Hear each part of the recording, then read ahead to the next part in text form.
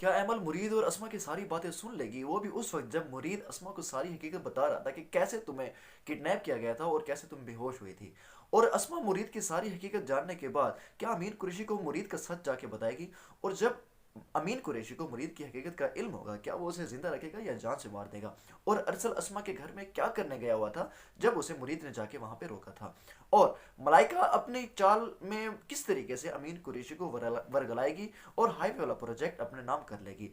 नाज़रीन, नेक्स्ट आने वाले एपिसोड में आप देखेंगे कि जब मुरीद अपनी सारी हकीकत अस्मा को बता देता है तो अस्मा इस सब का क्लिप बना लेती है अपने मोबाइल में। मगर अस्मा का बैड लक होता है, जैसे ही मुरीद अपनी बात को एंड करता है तो अस्मा के मोबाइल पे कॉल आ जाती है। तो मुरीद को इस बात का इल्म हो जाता है क्योंकि मोबाइल वाइब्रेट करता है। मुरीद जाता है और अस्मा का मोबाइल वहां से उठा लेता है और अस्मा से कहता है, मैंने अपनी ज़िंदगी में सिर्फ एक ही शख्स के ऊपर और पहली मरतबा भरोसा किया था और उसका भी बदला मुझे धोखा ही मिला है। तो अब बड़ी बीबी साहिबा, आपको ऐसा हरगिज़ नहीं करना चाहिए था।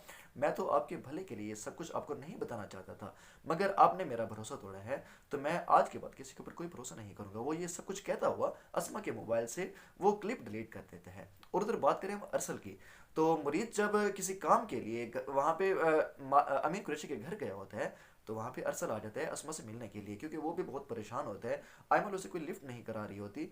अरसल आयमल और मुरीद की हकीकत जानने के बावजूद भी अभी तक वो आयमल से मोहब्बत करता है। तो वो जाता है अस्मा के साथ डिस्कस करने के लिए और उसकी खैरियत मालूम करने के लिए।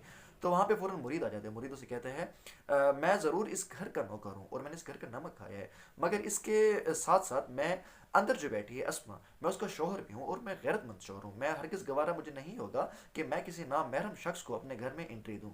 तो अरसल की बहुत ज़्यादा इंसल्ट होती है इस बात पे। तो अरसल जैसे ही ये बात सुनता है तो वो वापस अपने घर चला जाता है। और उधर अगर बात करें हम मलाइका की, मलाइका अमीन कुरैशी को अपने जाल में फंसा लेती है, वो भी ऐसे, क्योंकि वो जो है, जब अमीन कुरैशी अपने घर में नहीं होता तो मलाइका उसके घर चली जाती है और जाके वो अस्मा और अमल की माँ से मिलती है ताकि अमीन कुरैशी के ऊपर प्रेशर बढ़े। और अमीन कुरैशी को जब इस बात का इल्म होता है तो वो मलाइका के घर चला जाता है और मलाइका उसके सामने इस बात का जिक्र करती है कि मेरी एक छोटी सी ख्वाहिश है, मुझे हाईवे वाला प्रोजेक्ट आप वो मेरे नाम कर दें। तो अमीन कुरैशी कहता है, ये छोटी सी ख्वाहिश नहीं, ये तो बहुत बड़ी ख्वाहिश है, मैं इतना बड़ा इन्वेस्टमेंट वाला प्रोजेक्ट तुम्हारे नाम कैसे कर सकता हूँ?